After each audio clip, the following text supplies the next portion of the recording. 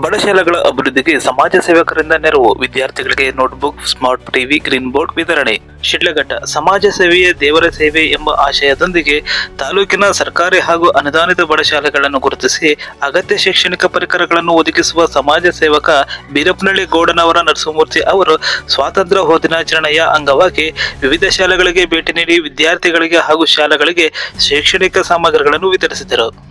ತಾಲೂಕಿನ ಕದಿರನಾಯಕನಹಳ್ಳಿಯ ಸುಮಾರು 300 ವಿದ್ಯಾರ್ಥಿಗಳಿರುವ SRET ಪ್ರೌಢಶಾಲೆಗೆ ಭೇಟಿ ನೀಡಿದ ಅವರು ವಿದ್ಯಾರ್ಥಿಗಳಿಗೆ ತಲಾ 4 ನೋಟ್ ಪುಸ್ತಕಗಳನ್ನು ವಿತರಿಸಿದರ ಜೊತೆಗೆ ಗ್ರೀನ್ ಬೋರ್ಡ್ ಹಾಗೂ ಸ್ಮಾರ್ಟ್ ಟಿವಿಯನ್ನು ಶಾಲೆಗೆ ಉಡುಗೊರೆಯಾಗಿ ನೀಡಿದರು.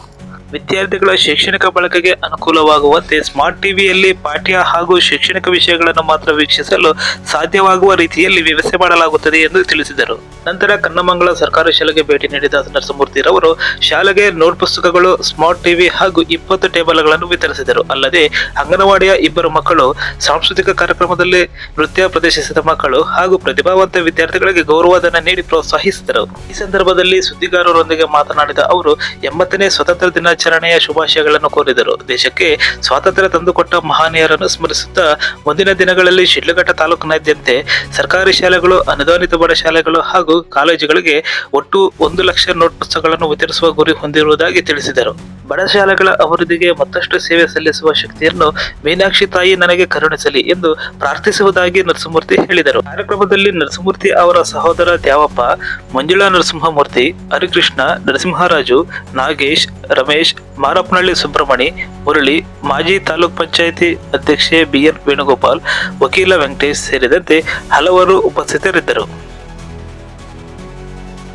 ಏನು ಅಂತಂದ್ರೆ ಪ್ರತಿಯೊಬ್ಬರು ಕೂಡ ಮನುಷ್ಯನ ದೇವರ ಸೃಷ್ಟಿನಲ್ಲಿ ಎಲ್ಲರಿಗೂ ಎಲ್ಲ ಅಂಗಾಂಗಗಳು ಶ್ರಮ ಕೊಟ್ಟಿರ್ತಾನೆ.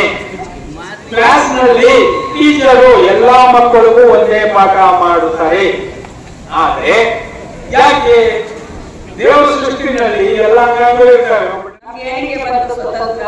ಸುಮಾರು 300-400 ವರ್ಷಗಳ ಕಾಲ ಬ್ರಿಟಿಷರ ದಬ್ಬಾಳಿಕೆ, ಅವರ ಆಡಳಿತ, ಅವರ ಗುಲಾಮಗಿರಿಯಿಂದ ನಾವು ಹೊರಗಡೆ ಬಂದು 1947ರಲ್ಲಿ ಸ್ವತಂತ್ರರಾಗಿದ್ದೀವಿ. ಮತ್ತೆ ನಮ್ಮ ಕಂಟ್ರಿಯಲ್ಲಿ ಒಂದೇ ಭಾಷೆ ಇಲ್ಲ, ಹಲವಾರು ಭಾಷೆ, ಹಲವಾರು ಜಾತಿ, ಹಲವಾರು ಪಂಗಡಗಳಿವೆ. ಆದ್ರೂ ನಾವೆಲ್ಲ ಭಾರತೀಯರೇ, ನಾವೆಲ್ಲ ಭಾರತ ಮಾತೆಯ ಮಕ್ಕಳೇ. ಇದನ್ನ ಯಾವ ಮಕ್ಕಳು ಮರೆಯಬಾರದು. ಸದಾ ನಿಮ್ಮ ಮನಸ್ಸಲ್ಲಿರಬೇಕು, ನಾವು ಭಾರತೀಯರು. ಮುಂದೆ ಮತ್ತೆ ಬ್ರಿಟಿಷರ ತರ ಬೇರೆ ಯಾರಾದ್ರೂ ಬಂದ್ರೆ ಅವ್ರಿಗೆ ನಾವು ಸಹಕಾರ ಕೊಡಬಾರದು. ನಾವು ಹೋರಾಡಬೇಕು. ನಮ್ಮ ಹಿರಿಯರು ನಮಗೆ ತಿಳಿಸಿಕೊಟ್ಟಿರುವುದೇನೆಂದ್ರೆ ನಾವು ಹೋರಾಡಿ ನಮ್ಮದನ್ನು ನಾವು ತಪ್ಪಿಸ್ಕೋಬೇಕು. ನಮ್ಮದನ್ನ ಯಾರು ಬೇರೆಯವರಿಗೆ ಕೊಡಬಾರದು. ಇದು ನಮ್ಮ ಆಸ್ತಿ, ನಮ್ಮ ದೇಶ, ಮತ್ತೆ ನಮ್ಮ ಸಂಪತ್ತು, ನಮ್ಮ ಸಂಸ್ಕೃತಿ. ಸರ್ ಹೇಳಿದ್ರು, ದೇಶ ವಿದೇಶಗಳೆಲ್ಲ ಸುತ್ತಮಂದಿ ಎಲ್ಲೂ ಈ ತರ ಸುಸಂಸ್ಕೃತವಾದ ಸಂಸ್ಕೃತಿ ಇಲ್ಲ. ನಮ್ಮ ದೇಶ ಬಿಟ್ರೆ ಎಲ್ಲೂ ಸಹ ಈ ಸಂಸ್ಕೃತಿ ಎಲ್ಲೂ ಕಾಣೋದಿಲ್ಲ. ಮತ್ತೆ ನಮ್ಮ ಸಂಸ್ಕೃತಿ, ನಮ್ಮ ಪದ್ಧತಿ ಇದ್ದಷ್ಟು ಇದು ಬೇರೆ ಎಲ್ಲೂ ಸಿಗ್ತಾ ಇಲ್ಲ. ಅದೇ ರೀತಿ ಸರ್ ಹೇಳಿದ್ರು, ಅವಾಗೆಲ್ಲ ಸ್ವಲ್ಪ ದಡ್ರಿದ್ರು ಮಕ್ಕಳೆಲ್ಲ ಅಂತ. ಇವಾಗಿನ ಸ್ಥಿತಿ ಆತರ ಇಲ್ಲ. ನೀವೆಲ್ಲ ತುಂಬಾ ಬುದ್ಧಿವಂತರಿದ್ದೀರಾ. ಇವರೇ ಈ ಸ್ಟೇಜ್ ಬಂದಿದ್ದಾರೆ ಅಂದ್ರೆ ನೀವೆಲ್ಲ ಯಾವ ಸ್ಟೇಜ್ ಹೋಗೋದು ನೀವೇ ಯೋಚನೆ ಮಾಡಿ. ನೀವೆಲ್ಲರೂ ಪ್ರೋತ್ಸಾಹ ಇದೆ ಮನೆಯಲ್ಲಿ. ಮತ್ತೆ 80 ವರ್ಷದ ಸ್ವಾತಂತ್ರ್ಯ ದಿನಾಚರಣೆ ಅಂಗವಾಗಿ ಆರ್ಥಿಕ ಶುಭಾಶಯಗಳು. ಈಗಿನ ಮಕ್ಕಳೇ ಮುಂದಿನ ಪ್ರಜೆಗಳು ಅಂತ ಬಹಳ ಇದರಿಂದ ಹೇಳಿದರೆ, ಅದರಿಂದ ಈಗಿನ ಮಕ್ಕಳೇ ಮುಂದಿನ ಪ್ರಜೆಗಳು. ಈಗ ನಾವು ಮೊದಲನೇದಾಗಿ 84ರಲ್ಲಿ ಇಲ್ಲಿ ವಿದ್ಯಾಸಂಸ್ಥೆ SRET ವಿದ್ಯಾಸಂಸ್ಥೆ ಸ್ಟಾರ್ಟ್ ಮಾಡಿದಾಗ ಕೇವಲ ನಾವು 20 ಜನ ಮಕ್ಕಳಿದ್ದಿದ್ದು. 86-87ರಲ್ಲಿ ನಾವು SLC ಉತ್ತೀರ್ಣರಾಗಿ ಆಚೆ ಹೋಗಿದ್ದು. ಆವಾಗ ಮೊದಲನೇ ಬ್ಯಾಚ್ ನಮ್ದಿಲ್ಲಿ 86-87ರಲ್ಲಿ. ಆಗ ನಮ್ಗೆ ಮಾರ್ಗದರ್ಶನದಲ್ಲಿದ್ದಂತಹ ನಮ್ಮ SRET ಇವರು ಅಧ್ಯಕ್ಷರು ನಮಗೆ ತುಂಬಾ ಒತ್ತು ಕೊಟ್ಟು, ನಮ್ಮ ಈಗಿನ ನಮ್ಮ ತಂದೆಯವರು ಬಂದು ಪ್ರತಿ ವಾರ ಬರ್ತಾ ಇದ್ರು ಇಲ್ಲಿಗೆ. ಆವಾಗ ಒಂದು 5-6 ಜನ ಶಿಕ್ಷಕರಿದ್ರು. ಅವರು ಪ್ರತಿಯೊಬ್ಬರು ನಮ್ಮ ಮಕ್ಕಳು ಏನ್ ಓದ್ತಾ ಇದ್ದಾರೆ, ಏನ್ ಮಾಡ್ತಾ ಇದ್ದಾರೆ ಅನ್ನೋದು ಪ್ರತಿ ವಾರ ಬಂದು ಮಾತುಗಳಿಗೆ ಹೇಳ್ಕೊಟ್ರ, ನಮ್ಮ ಮಕ್ಕಳಿಗೆ ಹೇಳ್ಕೊಟ್ರ, ಏನ್ ಬರೀತಾರೆ ಅಂತ ಪ್ರತಿಯೊಬ್ಬರು ವಾರ ಬರ್ತಾ ಇದ್ರು.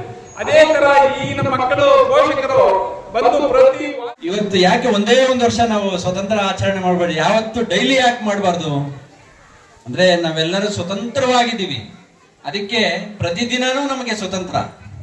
ಇಲ್ಲಿ ನಮಗೆ ದಬ್ಬಾಳಿಕೆ ಅನ್ನೋದಿಲ್ಲ. ನಮಗೆ 300 ವರ್ಷ 350 ವರ್ಷ ಹಿಂದೆಗಡೆ ನಮಗೆ ಬ್ರಿಟಿಷರು ಇಲ್ಲೊಂದು ಗಿಡ ನೆಡಬೇಕು ಅಂತ ಹೇಳಿದ್ರೆ ಅವ್ರ ಪರ್ಮಿಷನ್ ಬೇಕು. ಈಗ ಏನ್ ಬೇಕಾಗಿಲ್ಲ, ನಾವಿಲ್ಲಿ ಗಿಡ ನೆಡಬೇಕು ಅಂದ್ರೆ ನಾವೇ ಬಂದು ನೆಡ್ಬೋದು. ಇಲ್ಲಿ ಒಂದು ಸ್ಕೂಲ್ ಕಟ್ಟಬೇಕು ಅಂತ ಹೇಳಿದ್ರೆ ಅವ್ರ ಪರ್ಮಿಷನ್ ಬೇಕು. ಈಗ ನಮ್ಗೆ ಅದೇನ್ ಬೇಕಾಗಿಲ್ಲ. ಈಗ ಹೇಳಿದ್ರಲ್ಲ, ಸಾರ್ ಹೇಳಿದ್ರಲ್ಲ, ಇಲ್ಲಿ ಒಂದು ಡೆಸ್ಕ್ಗಳು ಕೊಟ್ಟಿದ್ದಾರೆ ಕೂತ್ಕೊಳ್ಳಿಕ್ಕೆ ಮಕ್ಕಳಿಗೆ ಅಂತ ಹೇಳಿದ್ರೆ, ಆ ಮಕ್ಕಳಿಗೆ ಡೆಸ್ಕ್ ಕೊಡ್ಬೇಕಾದ್ರೆ ಅವ್ರ ಪರ್ಮಿಷನ್ ಬೇಕಾಗಿತ್ತು. ಈಗ ಯಾರ ಪರ್ಮಿಷನ್ ಬೇಕಾಗಿಲ್ಲ. ನಮಗೆ ಈ ಮಕ್ಕಳಿಗೆ ನಾವು ಏನಾದರೂ ಕೊಡಬೇಕು ಅನಿಸಿದ್ರೆ ಅದನ್ನ ನಾವು ಡೈರೆಕ್ಟ್ ಆಗಿ ಕೊಡ್ಬೋದು. ಈಗ ಡಿಜಿಟಲ್ ಸ್ಕ್ರೀನ್ ಆಗ್ಬೋದು. ಡಿಜಿಟಲ್ ಸ್ಕ್ರೀನ್ ಏನಕ್ಕೆ ಕೊಡ್ತಾ ಇದೀವಿ, ಇಲ್ಲಿ ಸಾರ್ ಹೇಳಿದ್ರು ಎಲ್ಲ ಬಡ ಮಕ್ಕಳು ಇರೋದು ಅಂತ ಹೇಳ್ಬಿಟ್ಟು. ಯಾರು ಬಡ ಮಕ್ಕಳೆಲ್ಲ ಇಲ್ಲ, ಅವರವ್ರಿಗೆ ತಕ್ಕಂಗೆ ಅವ್ರ ಮಕ್ಕಳು ಇರ್ತಾರೆ. ಇಲ್ಲಿ ಓದಂತ ಮಕ್ಕಳು ಯಾರು ಬಡವರಲ್ಲ, ಯಾರು ಬಡವರು ಇಲ್ಲಿ ಸಾಹುಕಾರರು ಅನ್ನೋ ಪ್ರಶ್ನೆನೇ ಬರೋದಿಲ್ಲ. ವಿದ್ಯೆಗೆ ನೀವು ಸಾಹುಕಾರರಿಗೂ ಒಂದೇ ವಿದ್ಯೆ ಹೇಳ್ಕೊಡ್ತಾರಪ್ಪ ಮಾಸ್ಟ್ರು, ಬಡವರಿಗೂ ಒಂದೇ ವಿದ್ಯೆ ಹೇಳ್ಕೊಡ್ತಾರೆ. ಈಗ ಬಡವರನ್ನು 99% ಸ್ಕೋರ್ ಮಾಡ್ತಾರೆ, ಸಾಹುಕಾರನು ಒಂದೇ 99%. ಈಗ ಬಡವರು ಡಾಕ್ಟರ್ ಆಗ್ತಾರೆ, ಸಾಹುಕಾರರು ಡಾಕ್ಟರ್ ಆಗ್ತಾರೆ, ಎಲ್ಲರೂ ಇಂಜಿನಿಯರ್ಸ್ ಆಗ್ತಾರೆ. ಅದ್ರ ಮೇಲು ಕೀಳು ಅನ್ನೋದು ಯಾವುದು ಇಲ್ಲಿ ಇರೋದಿಲ್ಲ. ಒಂದು ಶಾಲೆಗೆ ಬಂದಾಗ ಮೇಡಮ್ ಹೇಳ್ದಂಗೆ ಜಾತಿ ಭೇದ ಅವೆಲ್ಲ ಏನೂ ಇಲ್ಲ. ನಮ್ಗೆ ಇಲ್ಲಿ ಬರ್ಬೇಕು, ಕೂತ್ಕೋಬೇಕು, ಅಕ್ಕಪಕ್ಕದಲ್ಲಿ ಎಲ್ಲರೂ ಇರ್ತಾರೆ, ಅವರೆಲ್ಲ ಫ್ರೆಂಡ್ಸ್. ಈಗ ನೋಡಿ ಇಲ್ಲಿ ಒಂದು 10 ಜನ ನೃತ್ಯ ಮಾಡಿದ್ರು, ಅದರಲ್ಲಿ ಏನು ಭೇದ ಭಾವ ಇಲ್ಲ, ಎಲ್ಲರೂ ಒಂದೇ ತರ ಸ್ಟೆಪ್ ಮಾಡಿದ್ರು. ನನಗೆ ಇನ್ನೊಂದು ಚಿಕ್ಕ ಪುಟಾಣಿ, ಅಂಗನವಾಡಿ ಪುಟಾಣಿ, ಸ್ಟೇಜ್ ಫಿಯರೇ ಇಲ್ಲ ಮಗುಗೆ, ಏನ್ ಕ್ಲೀನ್ ಆಗಿ ಭಾಷಣ ಮಾಡಿದ್ರು. ಆ ರೀತಿ ನಮಗೆ ನಮ್ಮ ದೇಶದಲ್ಲಿ ಇರುವಷ್ಟು ಸ್ವತಂತ್ರ ಬೇರೆ ಯಾವ ದೇಶಗಳಲ್ಲೂ ಇಲ್ಲ. ದಯವಿಟ್ಟು ನಮಗೆ ಈ ಮೇಲು ಕೀಳು ಅನ್ನೋದು ಯಾವುದೇ ರೀತಿ ಏನು ನಾವು ಇಟ್ಕೋಬಾರದು. ಎಲ್ಲರೂ ಒಂದಾಗಿ ನಾವು ಹೋರಾಡಬೇಕು. ಈಗ ನಮಗೆ ಸ್ವತಂತ್ರ ತಂದುಕೊಡ್ಲಿಕ್ಕೆ ಸುಭಾಷ್ ಚಂದ್ರ ಬೋಸ್ ಅವರಿಗೆ ಕೆಲವೊಬ್ಬರಿಗೆ ಗೊತ್ತೇ ಇಲ್ಲ ಅವ್ರು ಯಾವ ಜಾತಿ ಏನು ಅಂತ.